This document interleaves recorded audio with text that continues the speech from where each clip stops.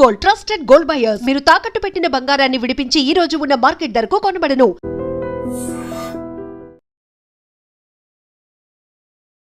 నమస్కారం, welcome to IT media. నేను మీ సంగీత. Loan apps, ఇప్పటికీ లోన్ యాప్స్ వల్ల చాలా మంది వేధింపులకు గురైపోయి వారి ప్రాణాలను తీసుకోవడం అనేది జరుగుతూ ఉంది. రీసెంట్గా హైదరాబాద్లోని రామ్నగర్కు చెందిన ప్రేమ్ కుమార్ అనే 36 సంవత్సరాల వ్యక్తి కూడా ఇలాగే అతను కేవలం 3,000 రూపాయలు లోన్ యాప్ నుంచి తీసుకొని చెల్లించలేదు అన్న కారణంతో అతనికి సంబంధించిన ఫొటోసు, న్యూడ్ పిక్స్ అన్నీ కూడా మేము ఫార్వర్డ్ చేయడం జరుగుతుంది. దాంతోపాటు మీ కుటుంబ సభ్యులకు సంబంధించిన ఫొటోస్ కూడా మార్పుడ్ న్యూడ్ పిక్స్ అంతా కూడా మేము పాస్ చేస్తాము అని చెప్పేసి చెప్పడంతో దానికి తట్టుకోలేక భయపడి ఎక్కడ ఫొటోస్ బయటకు వస్తాయో అని చెప్పేసి ఎవరికి చెప్పుకోలేక తనువు చాలించడం జరిగింది. అంటే ఇప్పుడు ప్రతి ఒక్కరికి నేను ఈ వీడియోలో చెప్పేది ఏంటంటే, లోన్ యాప్స్ అనేది ఆర్బీఐ గైడ్ లైన్స్ ప్రకారము రన్ అవుతున్నాయా లేదా అనేది చాలా ఇంపార్టెంట్. ఒకవేళ మీరు ఏదో ఒక యాప్ నుంచి డబ్బులు తీసుకున్న తర్వాత అప్పుడు మీకు సంబంధించిన డీటెయిల్స్ ఇస్తారు కాబట్టి వారు కనుక ఫోన్ చేసినట్లయితే ఇలా చేస్తాను, మీ ఫొటోస్ అంతా కూడా మేము మీకు తెలిసిన వారందరికీ కూడా వాట్సాప్ గ్రూప్స్లలో ఫార్వర్డ్ చేస్తాము, ఇలా న్యూడ్ పిక్స్ అన్ని పెట్టడం జరుగుతుంది అని చెప్పేసి బెదిరిస్తే మీరు భయపడాల్సినంత అవసరం లేదు. మీరు ఏమైనా చేసుకోండి అని చెప్పేసి హ్యాపీగా చెప్పేయచ్చు. దాంతోపాటు ఎప్పుడైతే ఇలాంటి మీకు మెసేజెస్ కానివ్వండి, కాల్స్ కానివ్వండి వచ్చినాయి అనుకోండి, వాటిని రికార్డ్ చేయండి. మెసేజెస్ వస్తే వాటిని తీసుకెళ్లేసి సైబర్ క్రైమ్ పోలీస్ వాళ్ళకి ఇన్ఫర్మేషన్ ఇచ్చినట్లయితే ఇమీడియట్గా వాళ్ళు చర్యలు తీసుకుంటారు. ఐటీ యాక్ట్ 2000 ప్రకారంగా కూడా వారిపైన ఎలాంటి కేసులు ఉంటాయో వాటిని ఖచ్చితంగా ఫైల్ చేయడం జరుగుతుంది. అసలు వాళ్ళు ఎక్కడి నుంచి ఆపరేట్ చేస్తున్నారు అని చెప్పేసి అనేది కూడా వారు తెలుసుకోవడం జరుగుతుంది. ఎందుకంటే ప్రత్యేకంగా ఇలాంటి లోన్ యాప్స్ వల్ల ప్రాణాలు కోల్పోతున్న వారి కోసం ప్రత్యేకంగా ఒక టీం కూడా సైబర్ క్రైమ్ డిపార్ట్మెంట్ లో వర్క్ చేస్తుంది. కాబట్టి వారి యొక్క పని అంతా కూడా ఎక్కడి నుంచి ఆపరేట్ చేస్తున్నారు, ఎక్కడి నుంచి వారి యొక్క డొమైన్ అంతా కూడా మూవ్ అవ్వడం జరుగుతుంది అనేది కూడా చెక్ చేస్తూనే ఉంటారు. కాబట్టి అక్కడ కొంచెం సేవ్ అయ్యే అవకాశాలు ఉంటాయి.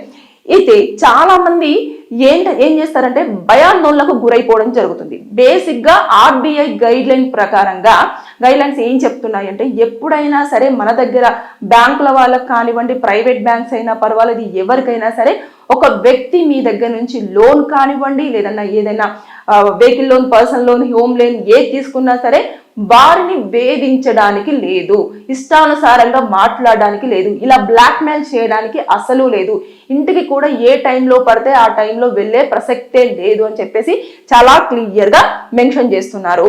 కాబట్టి ఇప్పుడు అది ఆన్లైన్ లో ఉంటుంది. అది ఎక్కడి నుంచి ఆపరేట్ అవుతుందో తెలియదు. మీరు ఏదో ఒక యాప్ లో నుంచి మీరు ఒక 3,000 రూపాయలు తీసేసుకుంటే అది 30,000 వరకు చూపిస్తూ ఉంటది. అంటే మనం డైలీ వైజ్ వేస్తూ ఉంటారు వాళ్ళు, అసలు అట్లా కూడా ఉండదు.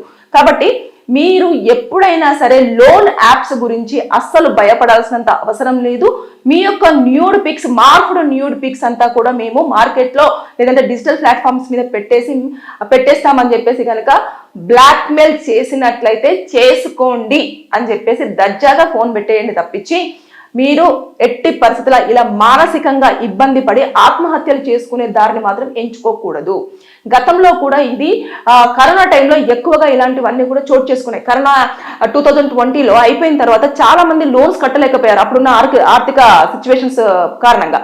అప్పుడు ఏమైందంటే చాలా మంది వేధింపులకు గురి చేయడంతో ఒకేసారిగా లోను ఎవరెవరైతే తీసుకున్నారో వారందరూ కూడా హ్యాంగ్ చేసుకొని చనిపోవడము, తర్వాత పాయిజన్ తీసుకొని చనిపోవడము, తర్వాత నెక్స్ట్ ఇలాంటివి చేశారు. కొంతమంది ఫొటోస్ అంతా కూడా సోషల్ మీడియాలో పెట్టేసి వారిని చాలా రకరకాలుగా నానా ఇబ్బందులు పెట్టడం, ఎక్కడెక్కడికో ఫోన్లు చేసేసి ఇలా చేస్తున్నారు అని చెప్పేసి అనడం, ఇవన్నీ తట్టుకోలేక చాలా మంది ప్రాణాలు కోల్పోయినాయి.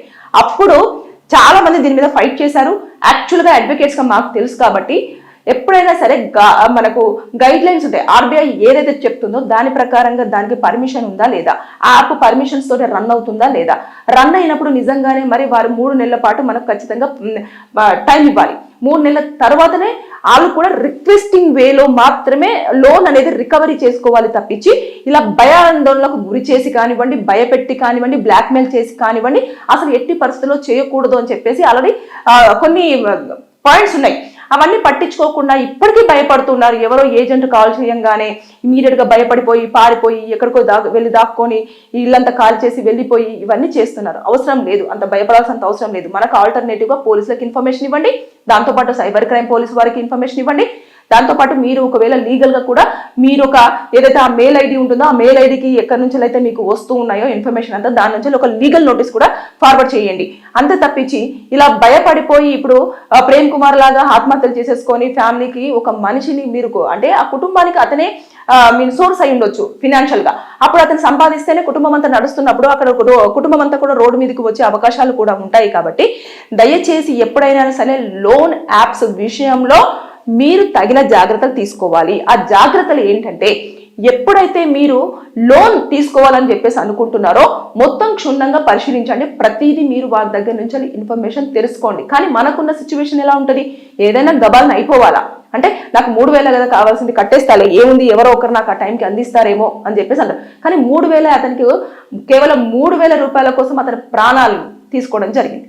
అంటే అతని ప్రాణం విలువ జస్ట్ 3,000 అయిపోయింది, అంతే తప్పించి ఇంకేం లేదు అక్కడ. కాబట్టి ఎప్పుడైనా సరే మనం తీసుకునేటప్పుడు ఆన్లైన్లో వాళ్ళ పాయింట్స్ అన్ని కూడా చాలా క్లియర్గా చదవాలి. తర్వాత ఆర్బీఐ ఒక సైట్ ఉంటుంది, దానికి ఖచ్చితంగా మీరు ఏం చేయాలంటే దాన్ని తీసేసి ఇది మీ యొక్క అండర్లో వర్క్ అవుతుందా వర్క్ అవ్వట్లేదా అని చెప్పేసి వాళ్ళ దగ్గర నుంచి కన్ఫర్మేషన్ తీసుకోవాలి. తీసుకున్న తర్వాత మన గైడ్ లైన్స్ ప్రకారమే ఈ యొక్క యాప్ అనేది రన్ అవుతుంది అన్నప్పుడు మీరు హ్యాపీగా దాంట్లో లోన్ తీసుకోవచ్చు. లేదు ఇది మనకు సంబంధం లేదు, అసలు ఈ యొక్క యాప్కు మనకు ఎలాంటి లేదు, మన గైడ్ లైన్స్ ఫాలో అవ్వట్లేదు అని చెప్పేసి కనుక వాళ్ళు ఇన్ఫర్మేషన్ ఇచ్చారు అంటే మీరు డ్రాప్ అవ్వండి. ఎందుకంటే అది థర్డ్ పార్టీ నుంచి రన్ ఉంటుంది కాబట్టి వాళ్ళు ఎక్కడి నుంచి ఆపరేట్ చేస్తున్నారు ఏంటి అనేది మనకు తెలియదు. ఎందుకంటే మన ఫోన్లో మనం ఎప్పుడైతే ఆధార్ కార్డ్ డీటెయిల్స్ కానివ్వండి, మన బ్యాంక్ డీటెయిల్స్ కానివ్వండి ఇస్తామో మన ఫోన్ నుంచి వెళ్ళి వాళ్ళు ఏం చేస్తారు అంటే మన కాంటాక్ట్ డీటెయిల్స్ అన్ని కూడా వాళ్ళు కలెక్ట్ చేసుకోవడం జరుగుతుంది. జరిగిన తర్వాత ఇమీడియట్ గా మీరు ఎప్పుడైతే డబ్బులు ఒక్క డే లేట్ అయ్యింది అనుకోండి, లేట్ అయిన వెంటనే వాళ్ళు ఏం చేస్తారంటే ఇక మీకు కాల్స్ మీద కాల్స్, అసలు ఇంకా ఒక 10, 20, 30 డేలో ఇంకా టైం ఉండదు, ఏముండదు, మెసేజ్ల మీద మెసేజ్లు వస్తాయి, కాల్స్ మీద కాల్స్ వస్తాయి.